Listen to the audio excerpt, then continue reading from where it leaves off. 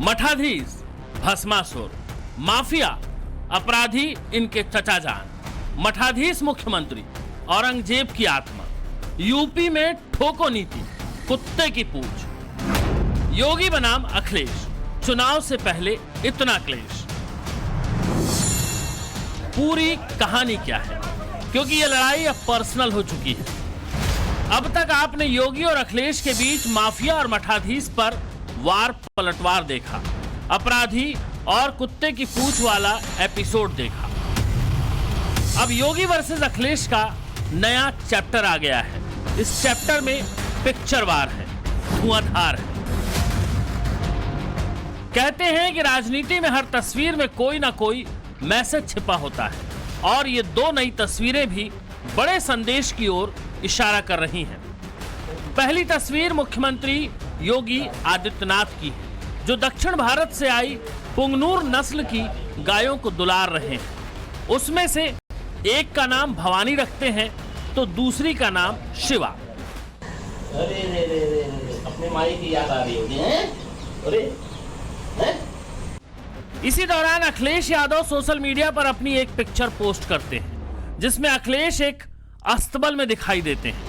अस्तबल में अखिलेश एक घोड़े के साथ फोटो खिंचवाते हैं और घोड़े के साथ वाली अपनी पिक्चर का कैप्शन देते हैं, यूं तो कद में छोटा थोड़ा है पर लंबी रेस का घोड़ा है। सवाल है, क्या इस धुआंधार पिक्चर वार के जरिए अखिलेश यादव ने इशारा किया है कि लड़ाई अभी और तेज होने वाली है? क्योंकि बीते दिनों में जिस तरीके से योगी और अखिलेश एक दूसरे के खिलाफ बयानबाजी कर रहे हैं, वो किसी से छिपी नहीं है।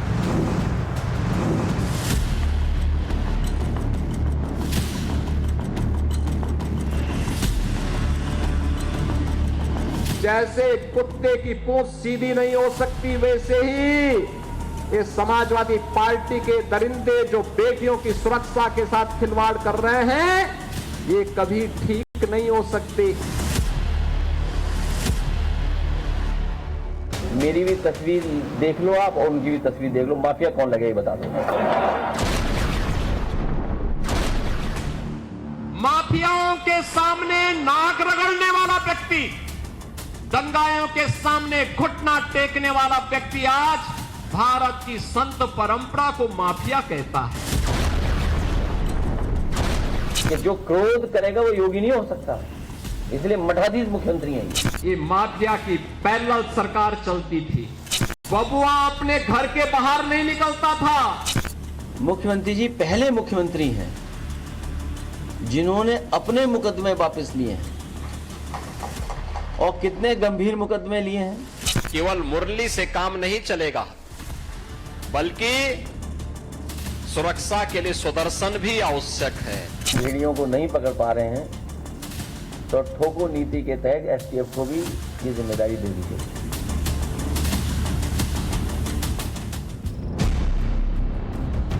योगी और अखिलेश के बीच अब तक जुबानी जंग चल रही थी, लेकिन इस वार को एक्सटेंड करते हुए अखिलेश ने तस्वीर वाला राग छेड़ दिया है। योगी आदित्यनाथ की तरफ से भी पिक्चर अपलोड किए गए हैं, लेकिन इस तस्वीर में लोगों को कुछ नया एंगल नहीं नजर आया, क्योंकि योगी आदित्यनाथ अक्सर गौ सेवा की तस्वीर सोशल मीडिया पर शेयर करते रहते हैं। जी चूंकि पूर्णतः सनातनी है और जानते हैं, अच्छी तरह से जानते हैं कि यह जो गौ माता है यह संपूर्ण विश्व का आधार है, इसकी रक्षा करना परम आवश्यक है।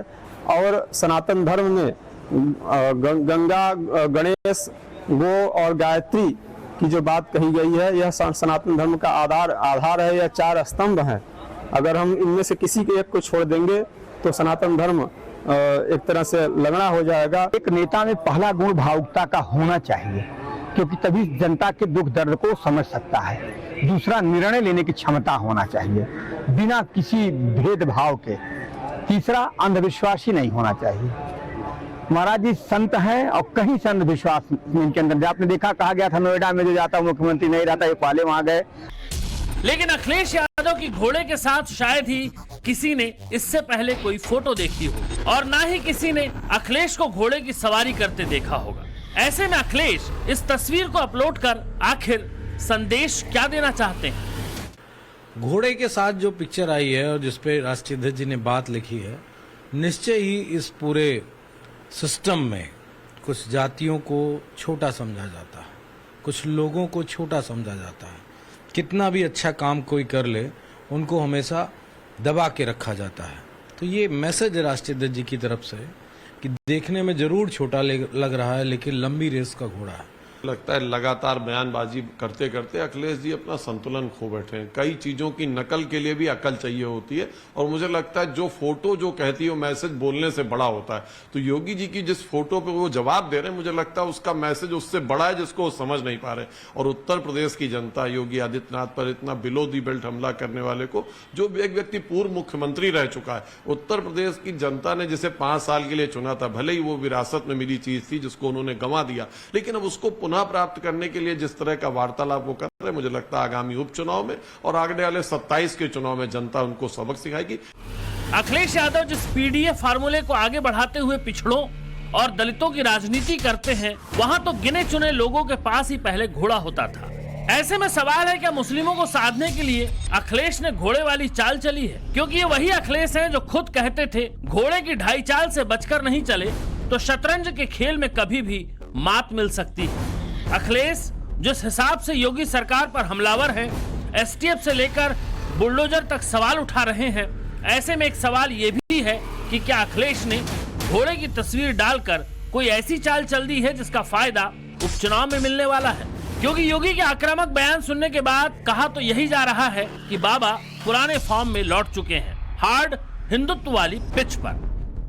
आज अयोध्या दुनिया की सुंदरतम नगरी बन रही है, तो अयोध्या के दीपोत्सव से जिनको परेशानी होती थी उनको तो अब परेशानी होगी कि अयोध्या कैसे सुंदर हो गई है। क्योंकि इनको तो वो विवादित ढांचा प्यारा था जिसको राम भक्तों ने नेस्तनाबूद करने का काम कर दिया था। ये राम भक्तों पर गोली चलाते थे। राम भक्तों के खून से जिनके हाथ सने हुए हो, अयोध्या की चर्चा जब वे करते हैं तो बड़ा आश्चर्य होता है। समाजवादियों ने और खासकर मैंने कभी किसी संत, किसी अपने महंत, किसी सन्यासी के बारे में कुछ नहीं कहा। अगर उनको लगता है कि वो शब्द ऐसा है जिसका भाव वो किस रूप में ले रहे हैं, तो हम तो ये कहेंगे कि हमारे उत्तर प्रदेश के मुख्यमंत्री नहीं है, वो मठाधीश मुख्यमंत्री हैं। अयोध्या की उसी मिल्कीपुर विधानसभा सीट पर उपचुनाव है, जहां की विधायकी छोड़कर समाजवादी पार्टी के अवधेश प्रसाद लोकसभा पहुंचे हैं। ऐसे में मिल्कीपुर पर कमल खिलाना योगी आदित्यनाथ के टास्क लिस्ट में सबसे ऊपर है, जबकि अखिलेश अपनी करहल सीट बचाने के लिए दांवपेच आजमा रहे हैं। सवाल है क्या इसी वजह से जब योगी आदित्यनाथ खुलकर गंदे जूस और थूक वाली रोटी पर बोलते हैं तो जवाब में अखिलेश यादव, एसटीएफ, मंगेश यादव और मोहित का पक्ष लेते सुनाई पड़ते हैं? कोई भी माफिया किसी भी क्षेत्र का होगा, वह समाजवादी पार्टी से प्रदेश के अंदर जुड़ा हुआ था, और परिणाम क्या था? ये माफिया की पैरेलल सरकार चलती थी। बबुआ अपने घर के बाहर नहीं निकलता था, बबुआ 12 बजे सो के उड़ता था, और प्रदेश की जनता पिसती थी। उत्तर प्रदेश सरकार को कम से कम टॉप 10 माफियाओं की सूची जारी करनी चाहिए। वो टॉप 10 माफिया कहां हैं और किस दल में, इसकी सबको जानकारी हो जाएगी। मुख्यमंत्री जी पहले मुख्यमंत्री हैं जिन्होंने अपने मुकदमे वापस लिए हैं, और कितने गंभीर मुकदमे लिए हैं, कितने गंभीर मुकदमे लिए हैं, ये हमारे आदरणीय माता प्रसाद पांडे जी सब जानते हैं उनके बारे में।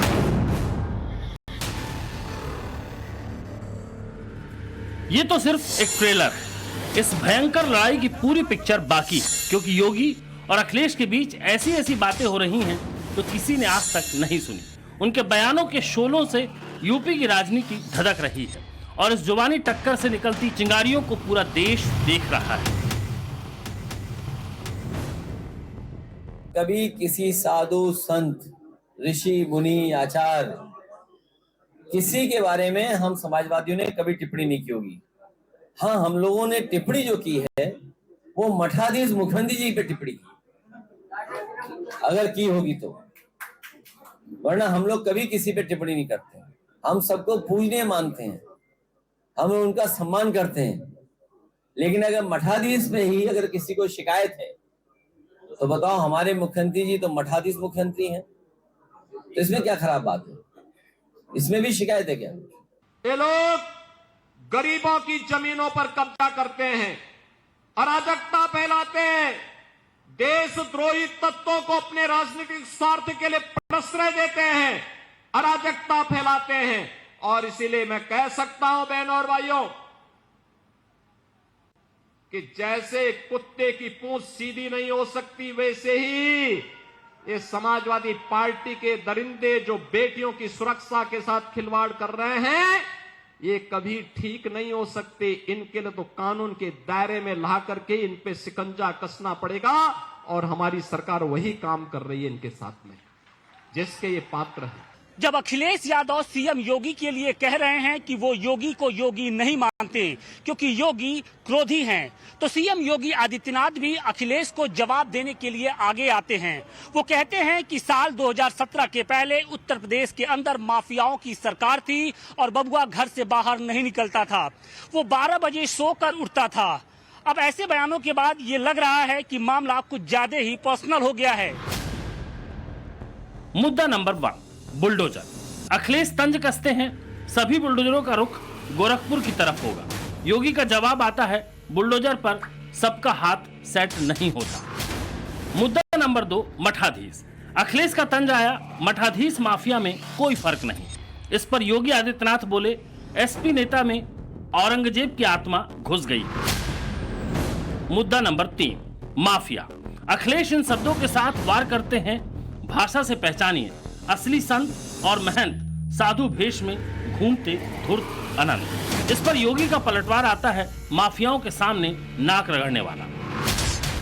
मुद्दा number 4, encounter. Akhilesh social media पर लिखते हैं, सरेआम ठोको फोर्स। योगी का जवाब आता है, माफिया मिट्टी में मिलते रहेंगे। वैसे तो नेताओं का एक दूसरे से भिड़ना कोई नई बात नहीं है। एक दूसरे को कोसना, एक दूसरे पर आरोप लगाना, एक दूसरे पर बयानबाजी करना, ये सब तो राजनीति में चलता रहता है। लेकिन यूपी की राजनीति अलग है। यहाँ आजकल कुछ ऐसा हो रहा है जिसके बारे में कोई सोच भी नहीं सकता था कि मामला यहाँ तक पहुँच जाएगा। मुख्यमंत्री योगी आदित्यनाथ और पूर्व मुख्यमंत्री अखिलेश यादव के बीच बात इतनी बिगड़ गई कि दोनों तरफ से एक दूसरे के खिलाफ ताबड़तोड़ बयान आ रहे हैं। सवाल है, क्या दोनों का असली टारगेट उपचुनाव के बाद 2027 का चुनाव है? इसीलिए जुबानी तनाव है, एक नहीं बारंबार है। औरंगजेब, भस्मासुर, योगी के संग अखिलेश का तंज, सियासी जंग, कितनी खीस कितनी टीस, माफिया और मठाधीश सब उसी प्लान का हिस्सा है।